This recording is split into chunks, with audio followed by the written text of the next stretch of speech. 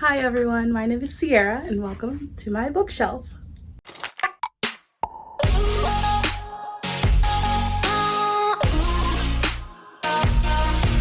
So today's episode is going to be about the books that I read in June, which were a lot. But first I would like to address, she's eating a piece of plastic that was on the floor. I would like to address this weird spot right here on my door. It's not dirt, it's actually paint, because I painted my room with the spray gun and it got out of control and I just never painted it back to white, so that's why it's like that. But god, it is so hot in here. I'm literally sweating so bad. Anyway, so today I'm going to talk about my June books, review them, and try not to spoil it for anybody who hasn't read the books already. So let's get started. The first book I read this month was The Beast by Miss Katee Robert.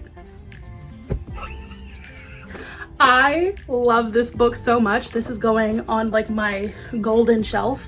It's a retelling of Beauty and the Beast, if you couldn't tell. However, she's rummaging. I'm so sorry. It's a retelling of Beauty and the Beast, but it's part of her Dark Olympus series. But it's like not really, but it's like taking place in the same city, so it kind of is. But yeah, the main character's name is Isabel, and her father just passed away, and he was the head of a gang or something or whatever. I don't really know what it is. They were never really clear about what it was, as part of the underbelly of the city, so he was part of that. And then he died. Her sister took over, and she had this relationship going on with two of the generals, and she couldn't make a choice between which one of them. So they both left, leaving their territory really open to,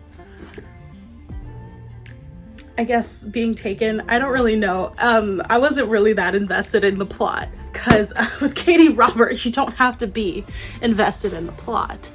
But yeah, that's basically the premise of it. And so she goes to retrieve them and be like, hey, listen, we need you back. You can literally have whatever you want. You just, like, you have to come back. And both of them are like, well, if we come back, we want you. We want you to finally pick which one of us that you want. And so she's like, oh, the impossible decision. And so one of them is like, you have 2 weeks of being submissive to us. And then at the end of that 2 weeks, you have to choose. I know, the girlies are eating it up. This wasn't my book club's pick for the month, but it should have been. It was so good. It was so good. 5 stars, 5 stars. If you want to start looking into Katee Robert, I would not begin with this book, because it is such a heavy, like, there's a heavy content list, if you understand what I'm saying. And if you don't understand what I'm saying, you're too young, click off this video. But yeah, it's a little heavier than her usual stuff. So I read Neon Gods. This one is probably like a 3 out of 5 spicy peppers. This was definitely 5 spicy peppers. So if you need something a little, you know, to get you there, if you need something a little dark, not so heavily plot driven, pick up The Beast. I highly recommend it. It was such a good time. And I'm also really sorry if I'm really sweaty. It's so hot in here. It's Georgia in the middle of the summer. I don't know what to say. Okay, 5 stars. Ooh, love this book. Okay, the second book I read this month was The Duke and I by Julia Quinn. Yeah, Julia Quinn. It's the first Bridgerton book. I gave this book 3 stars. You know, it was expected. Honestly, I enjoyed the series more than the book just because, I don't know, it didn't feel like, this just felt like, oh, I picked this up at Walmart and it was $3 and it was just, you know, doing its job. The series was definitely more intriguing for me. But yeah, I just wanted to read it because, you know, I hadn't read it before I watched the show. I actually didn't know that it was based off of a book when I first watched the show. So yeah, 3 stars. It was okay. It wasn't like world breaking, but yeah. The next book I read was probably one of my favorites by her so far. The Princess Trap by Talia Hibbert, which I will put right here. I love that book.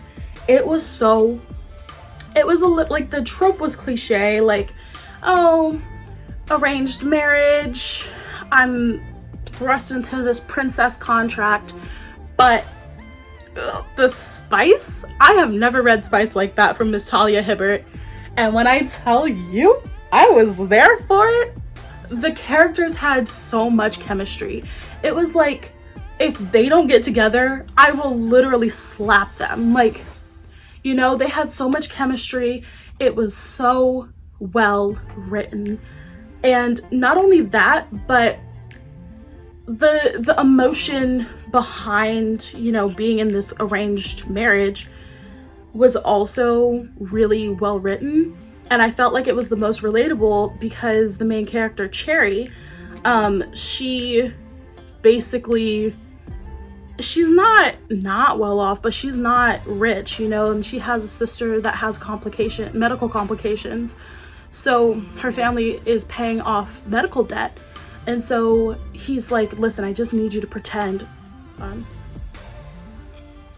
my God. He's like, listen, I just need you to pretend to be my fiance for XYZ until I can get my brother off my back. And, you know, I'll pay you handsomely. And if you don't want to continue with it, I'll just pay you a one-time settlement of like, I think it was like $50,000. Well, it was like 50,000 pounds. But, and she was like, the things I could do with this money, but it was also, I don't like that I basically have to take this agreement just because of this money, you know? It was so well written. It was very human. I loved the characters. I loved the way she wrote just their dynamic. It was amazing. I probably will reread it again before the end of the year. I definitely need to buy a physical copy. By the way, one way to tell if I really like a book is if I'm either reading it on ebook or audiobook and I'm like, I need to pick up a physical copy. That's how you know I loved a book, because I don't, like, yes, I buy a bunch of books, but if I buy it and I don't really like it, I'm not gonna read it. And if I listen to the audiobook, you know, I'm not gonna be like, oh yeah, let's just pick up the physical copy just because I read it. No, like, I don't really want to waste my money on books that I don't like or that I don't enjoy, unless I've already wasted my money on them just going through like a thrift shop. It doesn't make sense, but I think it makes sense. Anyway, the next book I read. This one is hard. This one is a hard one because I feel like a lot of people really enjoy the series, but I don't even know if I want to continue with the series based on, you know, this first book. It was The Fine Print by Lauren Asher. And I gave it 1.5 stars. Only because I loved Zara, the main female character. So if you don't know, the Dreamland Billionaire series is basically, it's like a will. What is that? Like, what is that? meeting the conditions of a will in order to get your money and your inheritance. I don't know what that's called. Anyway, so the three grandchildren of this mega billionaire basically have to complete tasks in order to get their shares of his company, which is Dreamland, which is supposed to be like Disneyland. But they have to complete all these tasks. Each one of them is different so that they can get the shares from their dad, who is just an awful person, and so that they can share ownership of the Dreamland parks, you know, the whole company really. And the first brother is the youngest brother, and my God, was he the worst. His name is Rowan. Yeah, Rowan Galahad, by the way. I hated this guy. I hated him from the jump. Like, I knew he was gonna be a dick. I knew that was the whole point. My God, I could not get through this book. And I called my friend, she recommended it to me. Actually, I think this was our book club pick of the month. I think it was. I call her and I'm like, listen, I can't get through this book. I can't get through this book. He's so insufferable. And she's like, listen, it's just like the series is really good. The first book is definitely the worst out of all of them, but like, you gotta just get through this one so you can understand the next ones. And I was like, I don't even know if I can read the next ones. Like, I'm suffering through this guy being such an asshole. And she's like, you gotta, just get through it. Just get through it. And I'm like, okay, I'm gonna get through it. I got through it, and boy was it hard. I was sickened at the end. I'm not gonna tell you what happened at the end, but I definitely did not like it at the end. I would recommend reading it only because it's a very strong female character, but if she were not in this book and it had been some other person, I would have DNF'd it. I would have DNF'd it so fast. Okay, I couldn't do it. Anyway, I'm putting that to rest. That's the second like 1-star book I've given this year, which is crazy. Maybe I'm growing, I don't know. Anyway, so the next book, well, the next 3 books, I tried to read them. I DNF'd all 3 of them, not necessarily because of, well, one of them, yeah, but it wasn't necessarily because of how they were as books. I just wasn't feeling it. Like, I'm a mood reader, and so when I start a book and I don't like it, or I'm like not liking how I'm feeling with it, I just DNF it, and it's that. So the first book I tried to read was Sharp Objects by Gillian Flynn. I couldn't get into it. The writing was such a specific voice that it was difficult for me to like get into reading it. I got like 3 or 4 chapters into the ebook, and I was reading it so slowly, and like, I'm a slow reader, but this was extremely slow for me. Like, I couldn't get into the cadence of it. I couldn't get into caring about the situation. It was a difficult start to a book for me. And I asked my mom, even, she was like, yeah, I tried to read that years ago and it couldn't get into it. Like, it's such a hard book to read.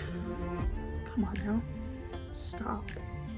It's such a hard book to read. Like, I couldn't get into it, so I DNF'd it. Then I tried reading Crazy Rich Asians by Kevin Kwan, which I've heard raves about, and honestly, I wanted to read it before I watched the movie because I still haven't seen the movie. Because most people are like, oh, the movie is so beautiful, the colors, it's just amazing representation of their Chinese culture and all of that. And I was like, okay, I'll get into it. I want to try to read it, but I was listening to the audiobook, and at this point I was just in a slump because of Sharp Objects. So I was just like, I'm not feeling it. I will pick it up later on, but I did soft DNF it for now because I was not feeling it. I was not feeling it. And maybe it's because it was the audiobook. Maybe I just need to pick up the physical copy, maybe from the library, or read the ebook. But I couldn't get into it. It was too much. yeah, I couldn't get into it. And then the last book I DNF'd for this month was This Vicious Grace by Emily Thied. I DNF'd it like 30 minutes into the audiobook. I think it might have been the narrator's voice that I didn't enjoy. It definitely has an interesting premise to it, which I don't know. I wasn't in the mood for it. I didn't like the narrator's voice, and I was just like, I don't want to read this. And then it was due back at the library, and it was like, okay, fine, whatever. So I just DNF'd it. And I think that was the last book that I DNF'd for this month.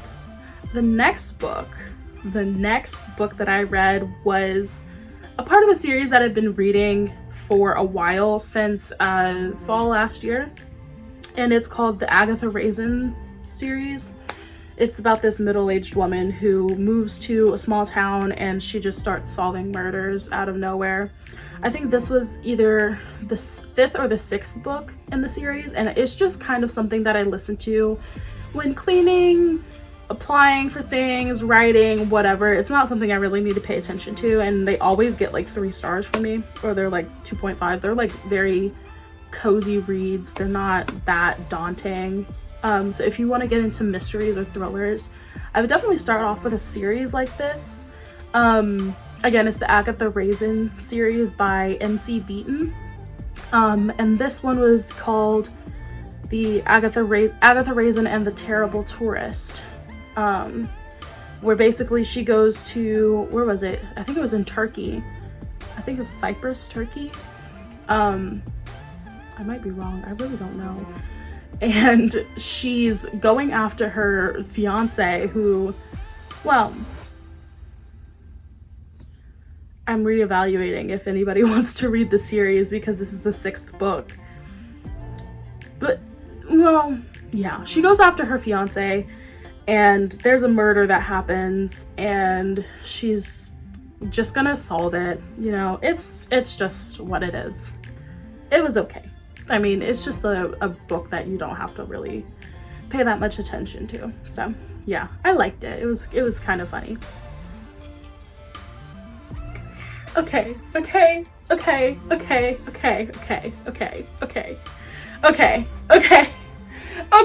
because the last one ended way too soon for me. It gets 10 stars. I don't care. I'm keeping an eye on this series. I don't read much fantasy. But Fourth Wing by Rebecca Yarros? I ate that shit up. And at first, I was like, okay, you know, everybody's reading it. And honestly, I'm glad I got to it in my library before literally anybody else could. I literally just went boop, and then 3 days later, it was like 50 people are waiting on this audiobook, and I was like, okay, Libby, thanks. So I was talking to my friend, and she was like, oh, this is her. She was like, listen, this is the book that I want to read. I think you would like it. You should read it. And I was like, okay, I found it at my library. I'm gonna do the audiobook. Boop. And she's like, well, I want to read the physical copy, and I'm on a book buying ban. All of us are on a book buying ban.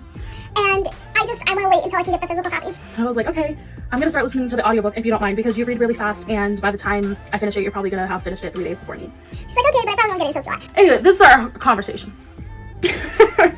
So I start the audiobook, and it wasn't until probably chapter 5 that I got roped into it. And I was like, you know, I might just DNF it. Like, I've been in a rut recently. I haven't been enjoying books. She's like, no, you need to go, like, keep going. Like, you're really gonna enjoy it. I'm like, okay. So I keep listening.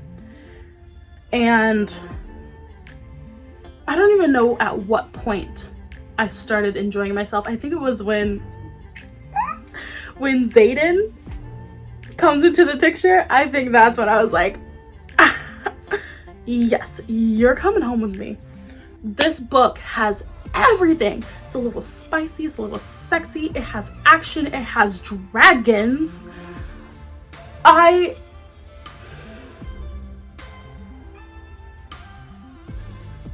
And the whole mythology behind it is amazingly written.